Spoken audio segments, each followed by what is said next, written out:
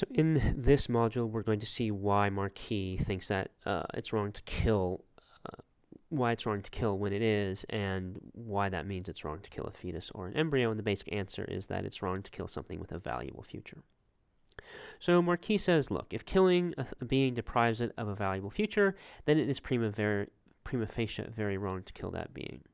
What makes a future valuable? He's not actually going to tell us. Possible answers might be being a person, having a sacred life, having a happy life, or who knows. He says, look, I don't need to tell you that. We have some intuitions about a valuable future. We can try to figure that out. But it seems he thinks that however exactly we say what valuable means, it's being deprived of a valuable future that makes it wrong to kill you. Now, this theory, the valuable future account, as Marquis is very explicit, it's incomplete. It specifies one sufficient condition for wrongness as killing. It says, if killing deprives you of a if a killing deprives a being of a valuable future, then the killing is wrong. So there are lots of reasons why it might be wrong to kill someone, and Marquis wants to say is, I'm giving you one. If you have a valuable future, it's wrong to kill you. Maybe there are other reasons why it's wrong to kill you, but from my pro-life position, I don't need to figure out what all the reasons are. All I need to do is two things. Figure out what is one reason why it's wrong to kill a being, and then show that an embryo or fetus have that feature, and then it doesn't matter if there are other reasons why it's wrong to kill. So he's not trying to provide a complete account of why it's wrong to kill. He's just saying here's one feature that if you have it makes it wrong to kill you, and hey, guess what? Embryos and fetuses have that feature, so it's wrong to kill them. Right? The form of this is if X is blah, blah, blah, then it's wrong to kill X, and he's giving one filler for that. There may be others, and also we may say if it's wrong to kill X and X is dash, dash, dash, the valuable future doesn't try to fill in that sort of sentence at all. All it says is if X has a certain property, then it's wrong, prima facie very wrong to kill that, to kill X, and it's going to turn out that fetuses and embryos on the filler view that Marquis wants to say lack or have that feature, and therefore it's very wrong to kill them. Okay, so it's wrong to kill an adult human. On his view, why? Because you deprive her or him of a valuable future. It's wrong to kill an embryo or fetus for the same reason, because you deprive her or him of a valuable future. So there we go. That makes the debate very simple if this view is right.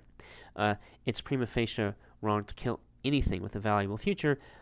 Right? And so in the terms we've been talking about before, what gives a being moral status, what gets it into the moral community? Well, one way to have moral status, one way to be in the moral community is to have a valuable future. And what he likes about this is we don't need to figure out whether or not a fetus is a person or whether human life is sacred or all these other issues that get that sort of come up in the pro-life, pro-choice debate. With this simple account, we can give a simple answer to the question about whether or not it's wrong to kill a fetus or embryo. Yes, it is. So should we believe the valuable future account? Should we believe that if a being has a valuable future, then it's wrong to kill that being? When you deprive, it's very wrong to deprive. Why is it wrong? Why would it be wrong? Well, because it's very wrong to deprive a being of a valuable future. So it explains why murder is such a serious crime, right? When a murder is committed, the victim has had a valuable future deprived. It explains why those who, if you know you're about to die, you're going to think you're going to lose something of value. What? Your valuable future. So the valuable future account explains these two facts in a very straightforward way. But this doesn't favor the valuable future account only because other theories can explain these two things as well.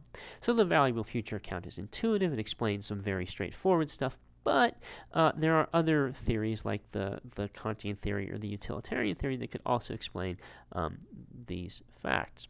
So Marquis says, I'm going to give you a bunch of indirect considerations in favor of the valuable future account. Why the valuable future account is better than rival accounts. So the valuable future account entails that it would be wrong to kill non-humans like aliens with a valuable future. We can imagine that aliens come down to Earth, or we meet aliens up in space. They're as intelligent as we are. They have long lives. They can be happy. And we think it would be wrong to kill them. Why? Well, because they have valuable futures as well. Why might it be wrong to might it really be really wrong to kill another terrestrial animal, another animal on Earth? because that animal may have a valuable future. That's why it would be wrong. Active euthanasia, that is, remember that we have the case where someone is, let's say, terminally ill, they're going to die, there's nothing that can't be stopped, they're in unremitting pain, they're going to be in pain, extreme pain until they die, and they're nonetheless in full possession of their faculties, and they decide they want to die. Is it okay to assist them? Well, it's not obvious, and you might think, well, we should at least, and Marquis says, good, the VFA doesn't tell us that you should kill them. This person appears to lack a valuable future, and so the VFA leaves it open that maybe it is okay to kill them. There are other considerations we might want to think about, but the valuable future count says, hey, this person lacks a valuable future, and therefore that's one reason. So there's one reason why killing is wrong is not present in that situation. So that's a good feature of the VFA, that it leaves these situations sort of open. Finally, the valuable future count explains the serious wrongness of killing infants and young children. Why? Well, because they have very valuable futures.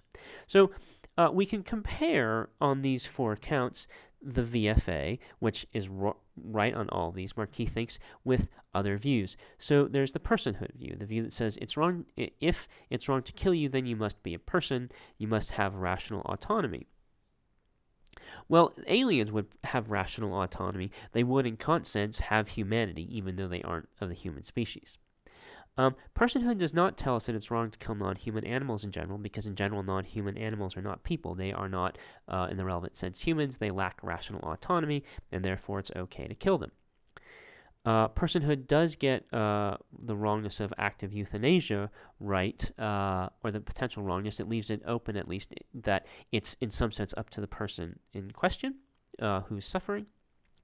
Personhood has a serious problem with explaining why it's wrong to kill infants and young children. Infants and young children are not, in the relevant sense, people. They are not rational and autonomous beings. So if what gives you moral status, if what makes it wrong to kill you is interfering with your rational autonomy, well, we don't interfere with the rational autonomy of an infant or young child because it doesn't have rational autonomy. And yet it's very wrong to kill such a being. And so personhood in this is a problem for the personhood view. What about the sanctity of human life view? Does it explain why it would be wrong to kill aliens? No, because they're not human life. Does it explain why it's wrong to kill non-human animals? No, because they're not human life.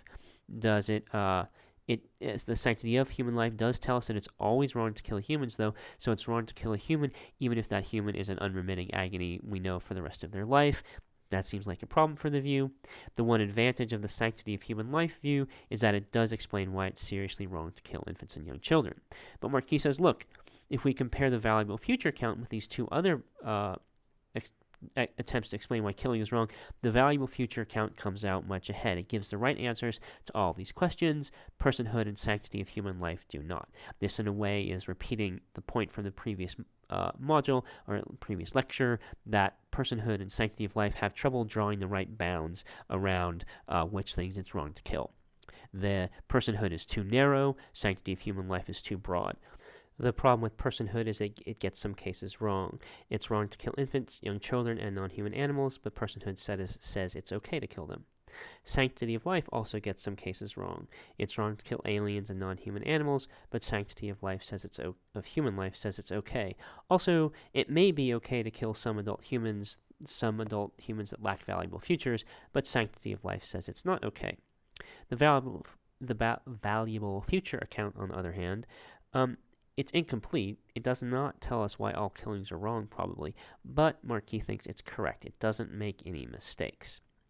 And so that means it's part of the complete account of why killing is wrong, although perhaps not the whole account. But Marquis doesn't need the whole account for his pro-choice argument or his pro-life argument. He only needs the VFA piece. So the argument goes as follows. Premise 1, killing an embryo or fetus deprives it of a valuable future. Premise 2, it is prima facie very wrong to deprive a being of a valuable future. Conclusion, it is prima facie very wrong to kill a fetus or embryo. So this is a valid argument. Is it sound? Well, the first premise seems pretty clearly true, so the question is whether or not It may not be true in all cases, but it is true in almost all cases. Then so the question is whether or not the second premise is true.